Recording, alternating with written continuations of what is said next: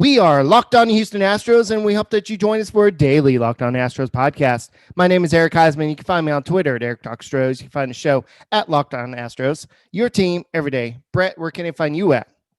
They can find me at H-Town Wheelhouse on Twitter and at Stros411 on Twitter, Instagram, and Facebook. Always positive, always Stros. And we are being joined by a special guest, the legendary Round Rock Tim. Where can they find you on Twitter, and how are you doing, buddy? I'm doing well. Thank you for inviting me. I am at Round Rock Tim. Very easy to find me. All righty. So we're going to be talking about Michael Brantley. I know that a lot of people are like, oh, let's bring back George Springer. Like it's that easy. George Springer is seeking the top of the market right now, and unlikely the Astros can go out there and get him. But Michael Brantley is a cheaper alternative, and he's somebody who knows the Astros. So I think that's somebody that they can possibly go after. We'll talk to Tim and see what he thinks about why he prefers Brantley over Springer. We'll talk about a lot more on this Locked On Astros podcast. Remember, you could get Locked On Astros on podcasting app Himalaya, as well as Google Podcasts, Apple Podcasts, and Spotify. And when you get in your car, tell your smart device played podcast, Locked On Astros. Today's episode is brought to you by Built Bar. Built Bar is a protein bar that tastes like a candy bar. Go to BuiltBar.com and use the promo code Locked On, and you'll get $10 off your first order. All right. So, guys, let's just go ahead and kind of throw this up. Michael Brantley, how important is it for him to return to Houston? You want me to start? Sure, go ahead. Yeah. Okay. Yeah, Tim, you go ahead since you're the guest. Well, again, if we're under the assumption that Springer's not returning, then I would say it's very important that you bring back Brantley, because I don't think that the Astros can afford to lose both Brantley and Springer. Even if they were to go out and say sign Jackie Bradley Jr., for example, or Kevin Kiermaier in a trade, or bring back Marisnik, that outfield offense with Tucker and whoever else they put out there, it's going to be fairly weak. Now, they'll still be decent offensively, in my opinion, without them, because they still got Jordan and Correa and Altuve and Bregman. But losing both those bats, Springer and Brantley, would be a pretty big hit. I personally think they're going to bring back Brantley. It's just, this market is very slow for every team. Very few, other than the Padres, very few teams are doing anything this offseason. So I think they will bring Brantley back. I think it'll be something similar to what they signed him for 2 years ago. 2-year, $32 million range, maybe a little lower than that. My guess is they're trying to get him for 1 year and he wants 2 or more. But I think it's important to bring one of those back. It's very slim, in my opinion, that Springer comes back. Very slim chance. So that's why I think Brantley is the option. Yeah, I think that assessment is spot on. Springer, I've reserved the fact that it's a foregone conclusion that he's either a Met or a Blue Jays, and I have a hard time believing that Steve Cohen is going to allow the Blue Jays to outbid him with the money that he has. What I've heard on Springer, though, is that there is quite a distance between what the Mets are offering and what he's wanting. So I think that opens the door somewhat and raises the chances for the Blue Jays to get him. With that being said, Michael Brantley not only provides a veteran presence, but he provides a consistent bat.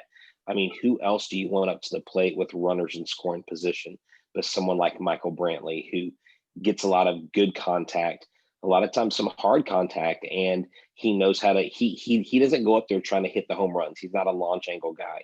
He's a disciplined guy. He's a left-handed bat, and he is consistent. You know what he's going to do game in and game out.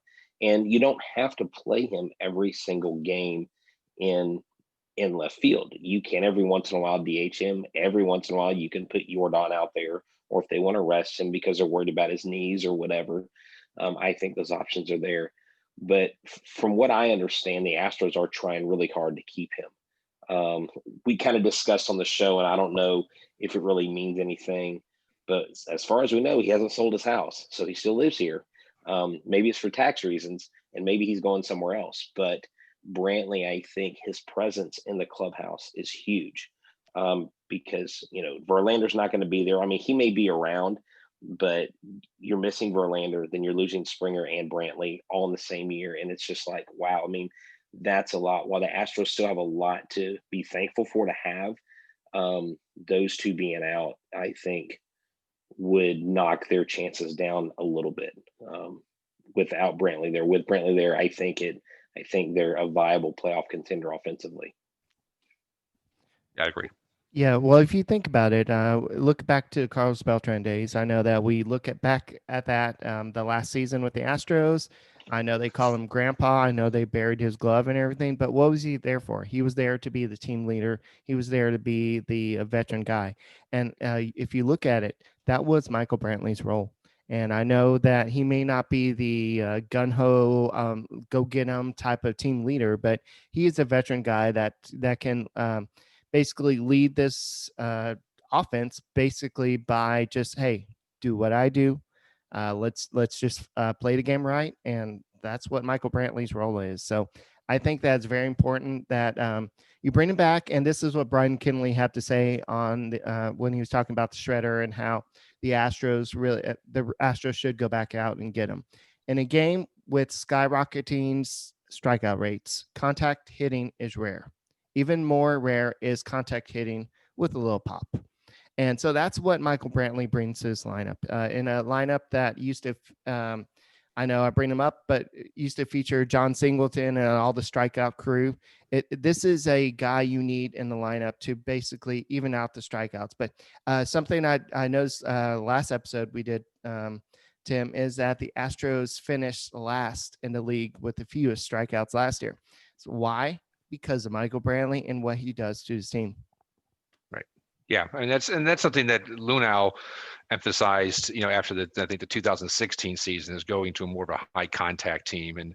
And I'm a big proponent of that. I mean, nothing good can come from striking out. I mean, you can never get on base by not making contact. So I'm always been a proponent of finding a high contact team. And I think that's why the Astros have been very successful since, Lunau's gotten here, or since they started their march to winning, is, Lunau emphasizing, Bregman, Gurriel, Brantley, guys like that put the bat in the ball fairly well above average compared to other hitters in the league. So, I think the more contact, the higher contact rate you have on a team, the better chance you have to win. And I'm thinking maybe that's why they chose a trash can, because maybe the guy wasn't one of the players. Maybe they want to make sure he was a high contact guy and it was a big enough target to hit. So, I mean, there's always that. So, if you can't laugh at yourself, man, you can't live. You can't have a life. Right. But I do want to ask you this. We got about a minute, have 2 minutes in the segment. You had mentioned Kevin Kiermaier. Eric and I kind of ping-ponged this around, but never really landed on anything. Who do you think the Astros would be willing to give up in a trade to the Rays, if anybody?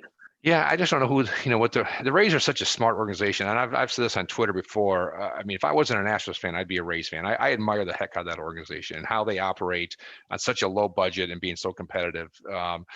So, just to look at, what they'd want from us, we just don't have the depth in our minor league system right now. And that's why I'm completely against making any trades, to tell you the truth. I just don't like, unless it's like a middling, low level prospect that's going to maybe get us a middle reliever, something like that I can live with. But taking away from any of our depth right now to me, is not the right move for the Astros. So you're saying they wouldn't take Chas McCormick and Tyler Ivey? I don't see it. I don't see it happening. So, Are we still paying John Singleton? Can we just ship him? I'm right. kidding.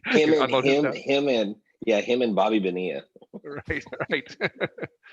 So I don't know. I mean, I would imagine the Rays would want someone pretty close to being major league ready, and I don't think the Astros should even consider it, to tell you the truth. I'd rather them spend the money on someone like Jackie Bradley Jr., because they're very comparable players, and you want to will not have to give any assets to get Bradley Jr.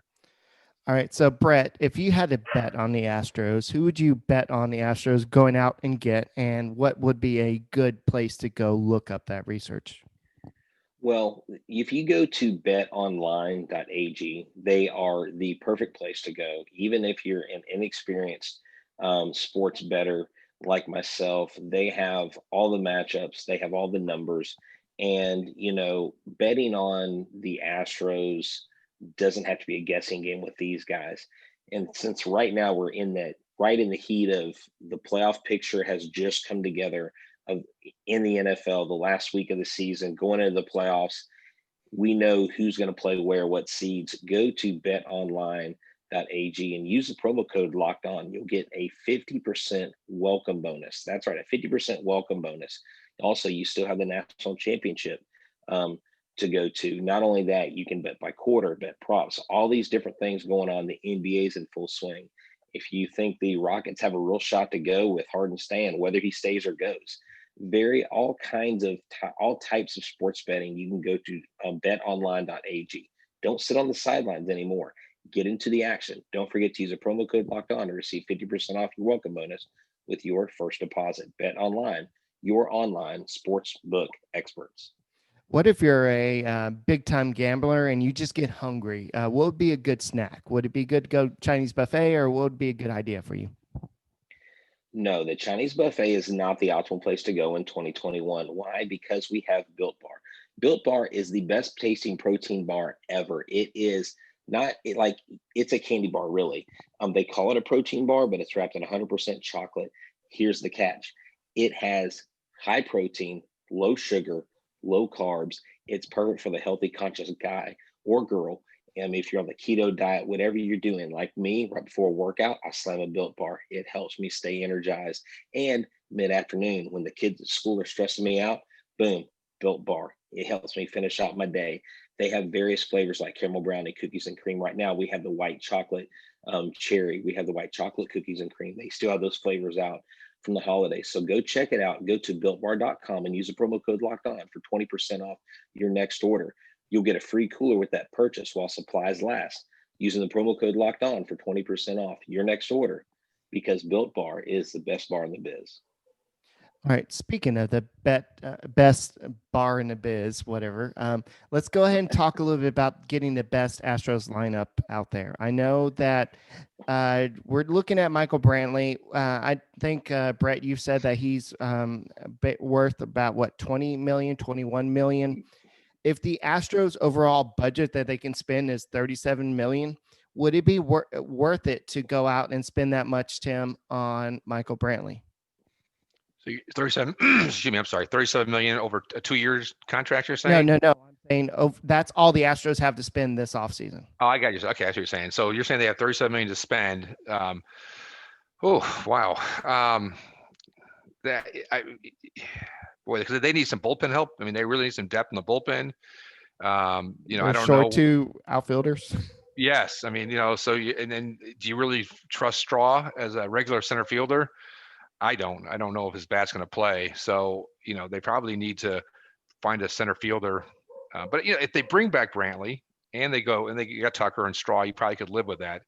But then you have to go with McCormick as the backup, I assume. So depending on what his cost is, if you can get him for 15 million, and I would say yes, for Brantley or somewhere around there.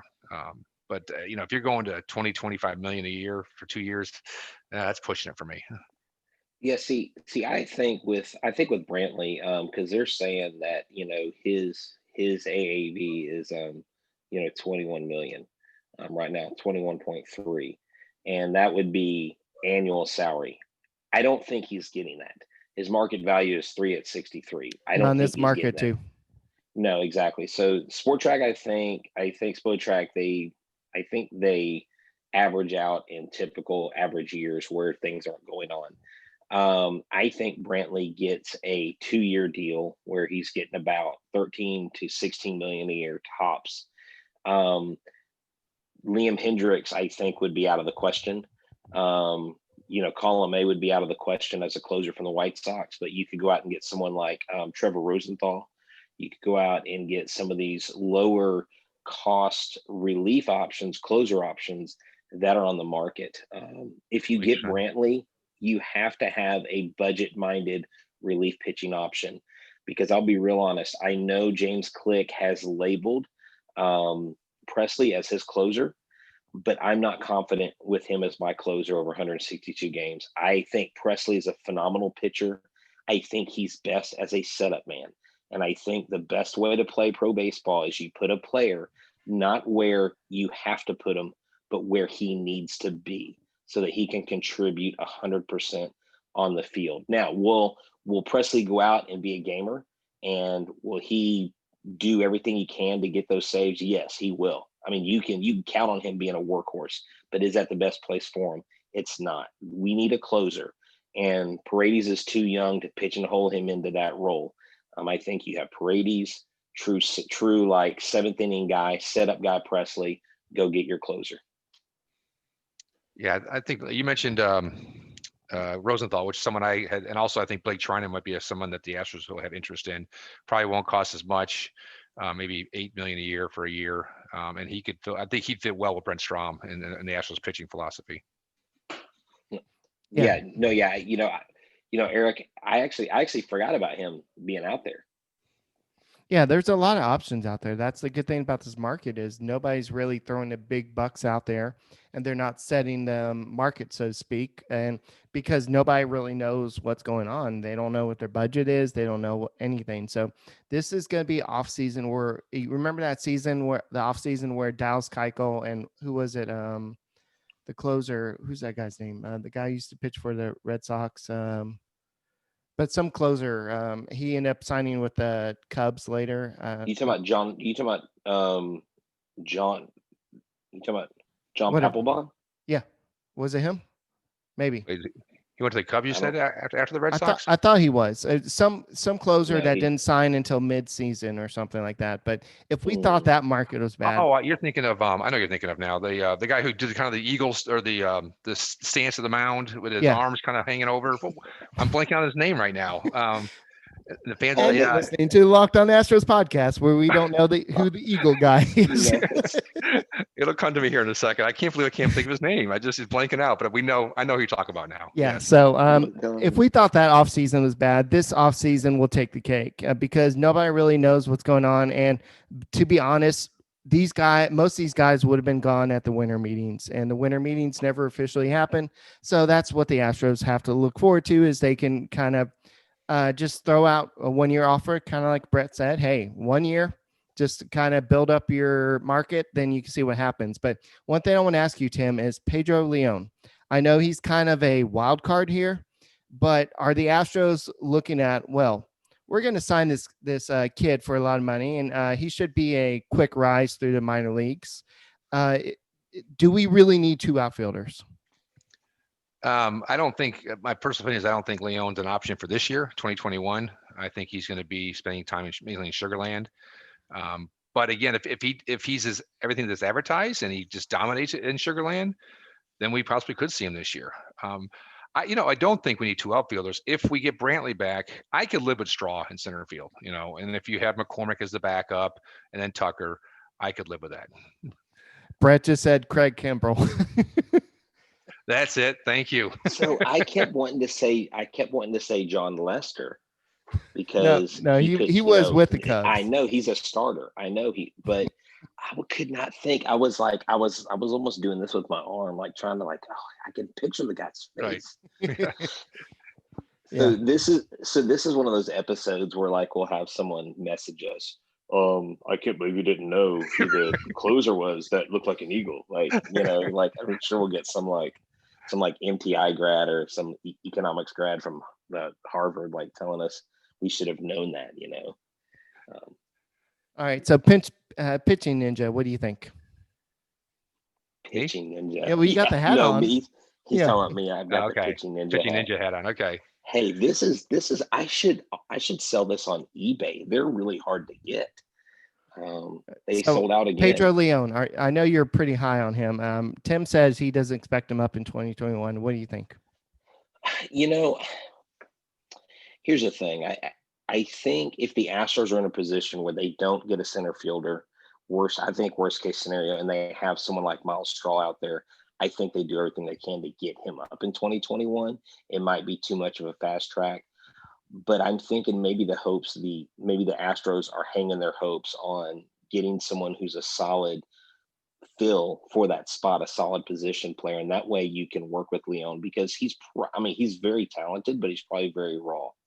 And he hasn't seen the live game like he's seen it here or, over in Cuba. And so I kind of have hopes that he'll be up mid-season. But I don't know if those hopes are more like looking through Astros colored glasses or reality. And Tim's assessment is probably more accurate. I think you're thinking of Yuli Gurriel, and we have to understand that he was a more advanced player when the Astros. Oh, yeah, he was older. Oh, yeah. Well, yeah. So he was much older. He did a couple stints. So, Tim, I'm going to throw it to you. If you were James Click, what would you do with the rest of the offseason? What two or three players would you sign?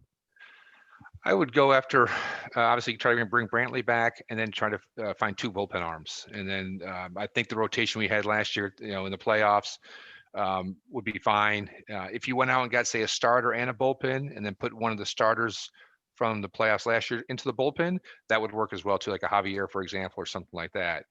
But I think you need to get at least two pitchers and bring back either Brantley, and then that's what direction I would go if I was Click. All right, Brett, your turn. Yeah, I think you have to re-sign Brantley. If I can get someone like a Rosenthal or Brad Hand, or someone like that, then I'm going to do everything I can to get another another center field piece, because I want Miles Straw to come in and fill in when I need him, utility wise, run the bases.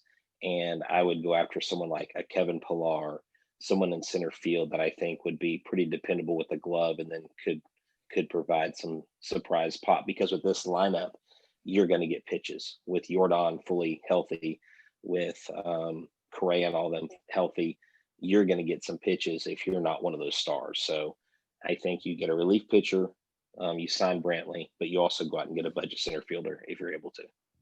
I think the Astros would go after Mike Brantley, but at the same time, I think that somebody's going to pay a lot more for his consistent left-handed bat. And I think the Astros would then have to focus on center field. They'll have to go out and get Jackie Bradley Jr., and they'll get one of the top arms out of the bullpen, and that's it. That's basically all that they're going to end up doing. So Michael Brantley, I believe that he is a key piece to this lineup. He is a key piece to the 2021, 2022 season.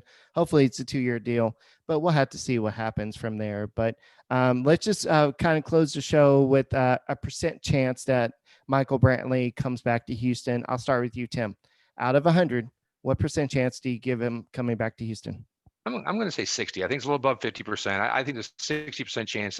From what I've read, I think he wants to come back to Houston. I think the Astros want him back. Obviously, we heard that with Springer, though. Yeah, well, I've heard Springer was disgruntled with the Astros. I think, and I've also heard that Springer is just tired of all the BS from the sign stealing and the fans' reactions and all that. So, and of course, we know the Astros held him back a year to gain extra year control. So he's going to go for the top dollar. That's where Springer's going to go. But I think I'll say 60% on Brantley coming back to the Astros. Brett? I'm going to go 69%. 69% Brantley signed. Just couldn't go 70, huh? No, I mean, 69. You can't go wrong with 69. Well, I always round up in the grade book, but this is different. This is baseball. I'm going to go with 69%. Brantley stays.